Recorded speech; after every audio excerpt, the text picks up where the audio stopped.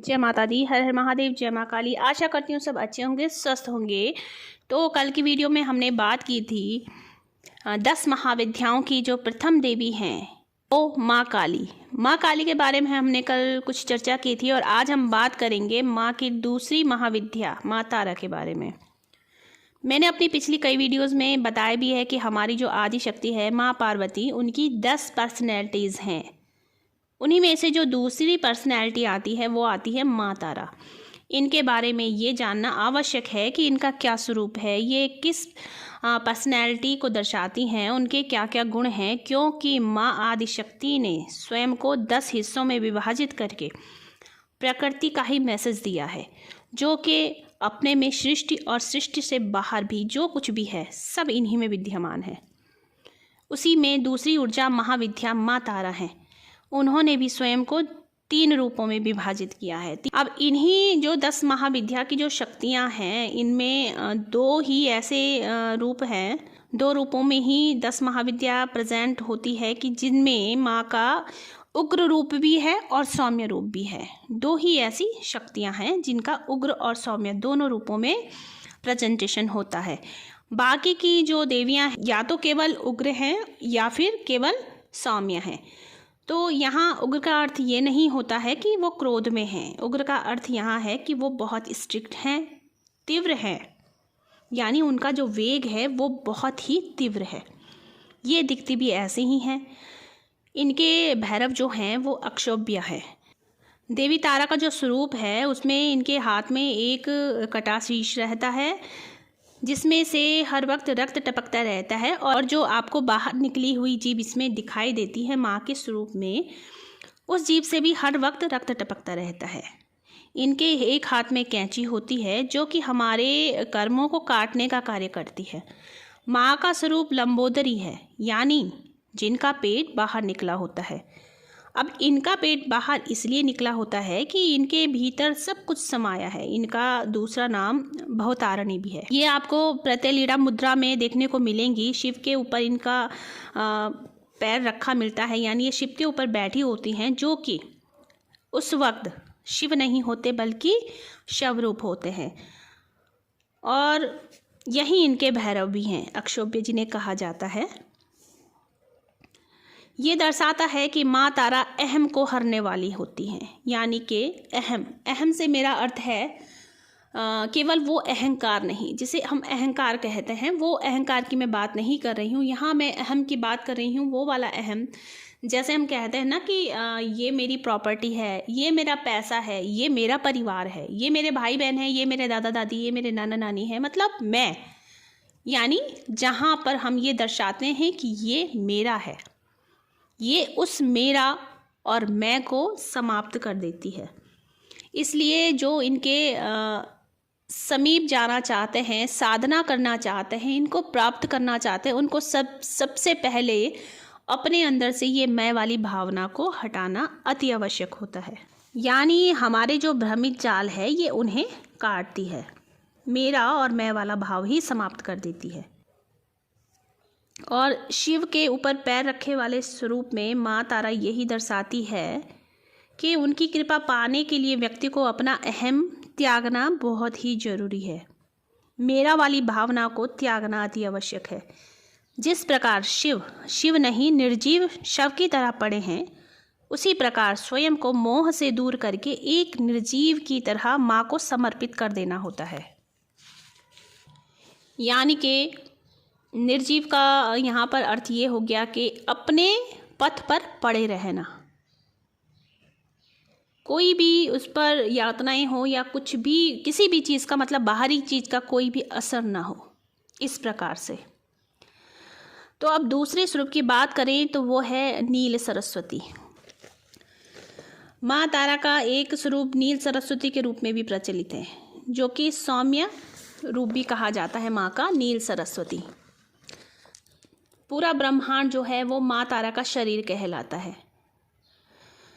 जो कि कई टुकड़ों में विभाजित है, और इन्हीं टुकड़ों को यदि इकट्ठा कर लिया जाए तो वो बन जाती है नील सरस्वती, यानी कि ज्ञान की देवी। देवी नील सरस्वती ज्ञान की ऊर्जा प्रवाहित करती है। सरल शब्दों में इसको जानने का प्रयास करेंगे कि ब्रह्मांड जो है पूरा वो क्या है, माँ का शरीर है, माँ तारा का शरीर है, जो कि टुकड़ों में बंटा है। ये टुकड़े जब एकत्रित हो जाते हैं तो ये क्या बन जाती है, नील सरस्वती बन जाती है, जो कि ज्ञान की देवी है। फिर देवी नील सरस्वती के ज्ञान की ऊर्जा जब प्रवाहित होती है तो उस ऊर्जा को समाहित करने की शक्ति है एक जटा तारा में। तो एक जटा इसलिए कि एक जटा तारा की जो एक ही जटा है, इसमें ये दर्शाती है कि इसमें सभी कुछ गुंथा हुआ है। ये हमारे शरीर की नाड़ियों को दर्शाता है। अब हम यहाँ पर इन तीनों देवियों को समझने का प्रयास जरा सरलता से करेंगे। यानी कि जो उग्र तारा है वो शिव को निर्जीव करके शव बना देती हैं। नील सरस्वती उनमें ज्ञान से शिव के अंदर प्राण भर देती हैं और एक जटा तारा अपनी शक्ति से इन निर्जीव शिव को अपनी पिंगला में धारण कर लेती हैं। यानी एक जटा तारा जो हैं वो अपनी शक्ति से इन निर्जीव शिव को अपनी पिंगला में धारण कर लेती है। यही देवी हैं जो जीवन का सर्कल बनाती हैं और जीवन के चक्र से मुक्ति तक पहुंचाती हैं। इनके गर्भ में सब कुछ है, वहीं से सब उत्पन्न होता है और वहीं सब समा जाता है।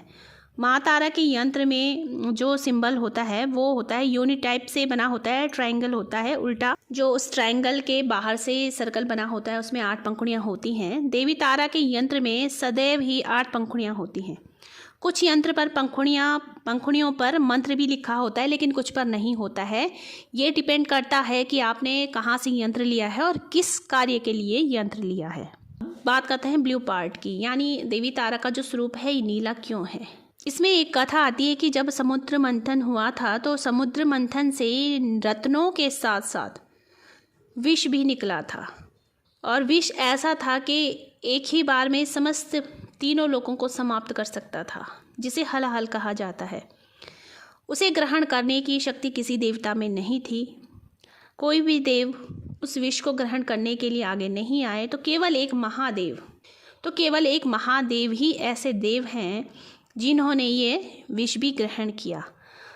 और जब महादेव ने विष पिया तो वो यदि उनके गले से नीचे उतर जाता तो महादेव के भीतर जितने भी जीव निवास करते हैं या जितने भी महादेव के प्रिय उनके भक्त हैं या उनके ही आराध्य हैं या उनकी आराधना करने वाले हैं, जो भी उनके हृदय में निवास करते हैं, यानी जैसे कि श्री राम भी उनके आराध्य हैं जो उनके हृदय में निवास करते हैं, तो लगभग सभी को नुकसान हो जाता अगर वो विष शिव के गले से नीचे उतर जाता।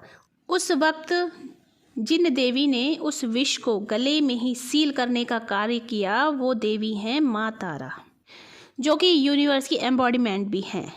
हमारे शरीर में चक्र होते हैं जो कि देवी लोक कहलाते हैं, जहाँ पर हर देवी निवास करती, यानी प्रत्येक देवी का अपना अपना एक स्थान है हमारे शरीर में जो चक्रों के रूप में विद्यमान है। इनमें हर एक देवी का एक चक्र होता है और प्रत्येक के अपने लोक होते हैं। अब देवी तारा का जो चक्र है वो है विशुद्धि चक्र। देखिए, जो हमारा मूलाधार है, रूट चक्र जिसे कहा जाता है, उसमें होती हैं 4 पंखुड़ियाँ जो हमारा मूलाधार है, यानी कि हमारा फिजिकल फॉर्म है। मूलाधार चक्र का जो कार्य होता है वो होता है आपकी बॉडी को अच्छा रखना, यानी जितना अच्छा आपका मूलाधार चक्र होगा उतनी ही अच्छी आपकी बॉडी होगी, उतना ही अच्छा आपका ग्लो होगा, उतना ही अच्छा आपका जो है पाचन तंत्र होगा। लेकिन आप कितनी अच्छी साधना कर रहे हैं, आपके आगे साधनाओं में बढ़ने के क्या चांसेस हैं, आपकी स्पिरिचुअलिटी की वैल्यू क्या है, और ये सब तय करता है विशुद्धि चक्र। कैसे चीज़ों को ये जन्म देता है अभी समझ लीजिए।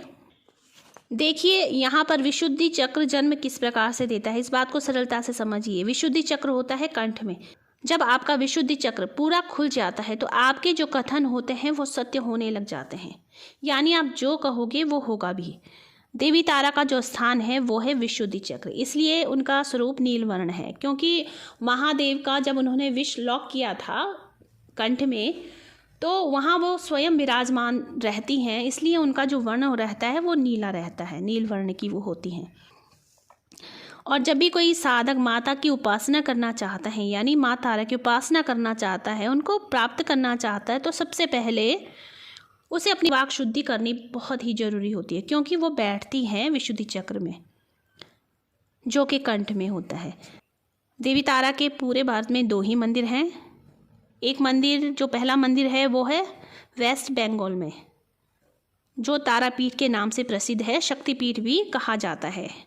दूसरा मंदिर है हिमाचल के शिमला में, जो कि वेस्ट बंगाल से ही लाया गया है, और ये 18वीं सेंचुरी में हिमाचल के राजा सेन ने शिमला में स्थापित किया था। तो देवी तारा के जो वाहन हैं वो है गीदड़, और इनकी दिशा जो है वो ऊपर की ओर को है। तो चलिए, वीडियो काफ़ी लंबी हो गई है, क्योंकि जानकारी पूर्ण होनी बहुत ही ज़रूरी थी। तो आपको यदि किसी भी टॉपिक पर और जानकारी चाहिए तो कमेंट बॉक्स में लिख दीजिएगा, और मुझसे जो कुछ इसमें छूट गया है कृपया उसे कमेंट में ज़रूर बताइएगा। ताकि मैंने कोशिश तो पूरी की है कि सारी चीज़ें मैं इसमें मेंशन करूं, सारी चीज़ें उसमें लेकर के आऊं, लेकिन हो सकता है कुछ ना कुछ छूट गया हो। तो आप कमेंट बॉक्स में ज़रूर उसको लिख दीजिएगा, टाइप कर दीजिएगा, ताकि मुझे भी कुछ चीज़ों का पता चल पाए। और वीडियो यदि आपको अच्छी लगती है तो लाइक ज़रूर कर दीजिए। अगली वीडियो में हम बात करेंगे तीसरी महाविद्या माँ छिन्नमस्ता की। तो बने रहिए, चैनल को सब्सक्राइब कीजिए और वीडियो को लाइक करना बिल्कुल मत भूलिए। जय माँ तारा।